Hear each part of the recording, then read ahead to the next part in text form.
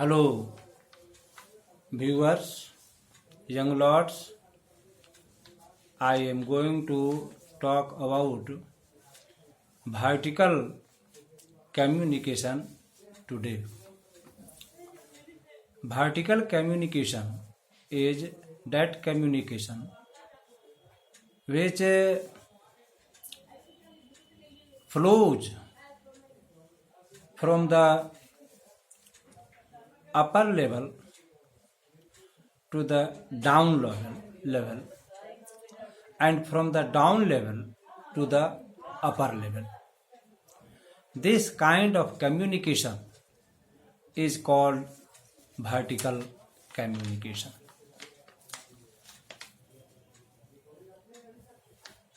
If, for instance, if a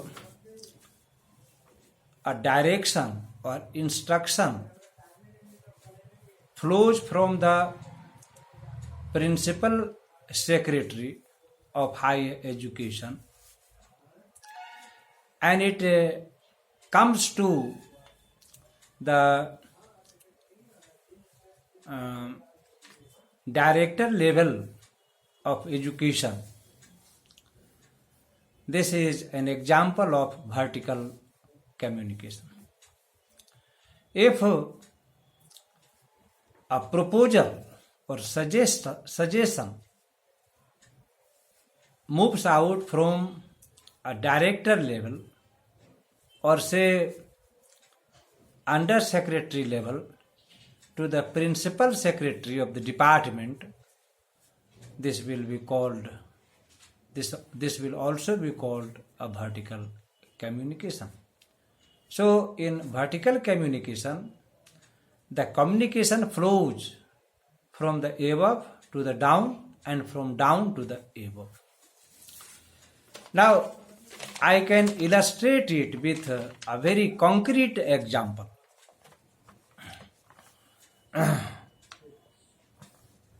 For instance, the managing director is at the helm of affairs of an organization, and below his rank is general manager. Below the general manager is assistant general manager. Below the assistant general manager, there is divisional or departmental head. Below the divisional or departmental head, there is supervisor, and from the supervisor, the lower level is of employees and workers. Now, in this hierarchy of organization, a communication may travel from the managing director to the employees or workers. This type of communication, this kind of communication will be called vertical communication. On the other hand, if a proposal, suggestion, grievance, complaint travels right from the employees or workers level to the managing director, this is also an example of vertical communication. Now I think vertical communication may be clear to you. In simple words, a vertical communication comes from the higher level to the lower level and from the lower level up to the higher level. Up to the from higher level to lower level and from lower level up to higher level. So this is called vertical communication. Now let me talk about the advantages and disadvantages of vertical communication. Vertical communication has some advantages, some benefits. Now, what are some of those important benefits, important advantages? Let me talk about them. The first advantage is that it has effective decision making.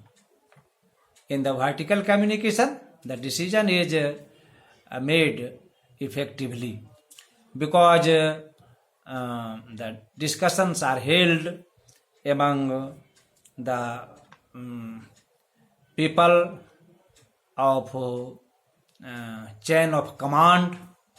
So the decision is effective, powerful. The second advantage of it is explaining policies and plan. In vertical communication, there is a clear-cut explanation of the policies and plan.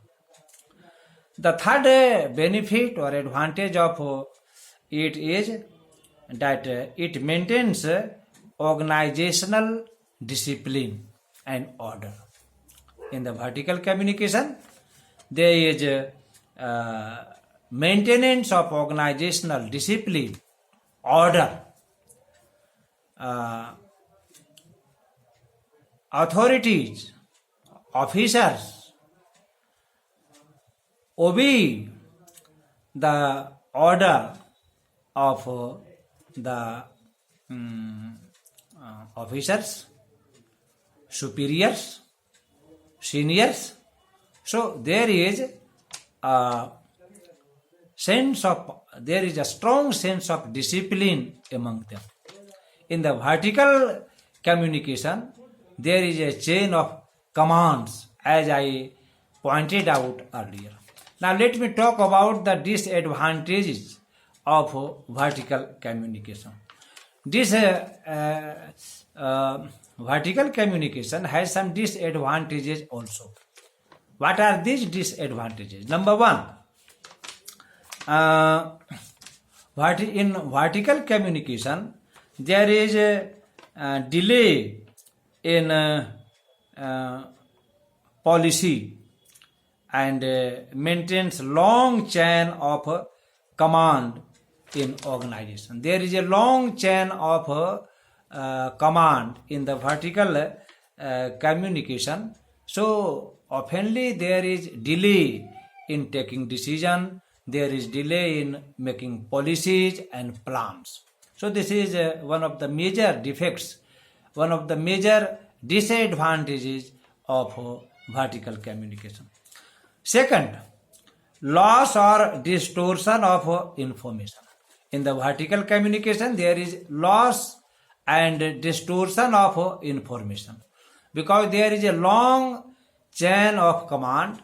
So the original information loses its originality when it comes from the top level to the low level, and there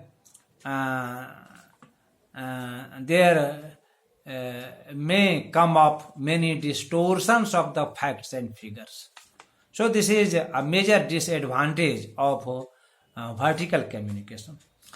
The third disadvantage of